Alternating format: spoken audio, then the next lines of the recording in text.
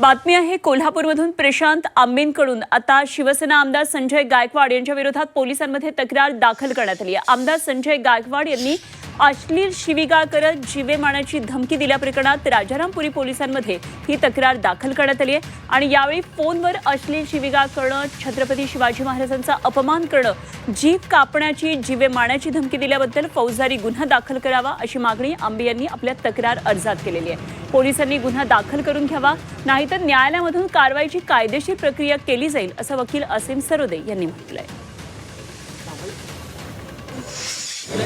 ज्यांना अभिव्यक्ती स्वातंत्र्य कळत नाही त्या लोकांनी खरं तर जिभेचा उपयोग कसा करायचा हे शिकलं पाहिजे, याची जाणीव संजय गायकवाड यांना देण्यासाठी पोलिसांमध्ये तक्रार दाखल झालेली आहे। गुन्हा नोंदवला गेला नाही तर न्यायालयामध्ये सुद्धा जाता येईल, परंतु संजय गायकवाड आता यांची सुटका नाही, त्यांना कायद्याच्या शृंखलांमध्ये नक्कीच अटकावं लागेल आणि त्यांना कोल्हापूरच्या न्यायालयामध्ये सुद्धा हजर व्हावं लागेल, हे मी आपल्याला प्रशांत कांबी यांच्यातर्फे वकील म्हणून सांगतो।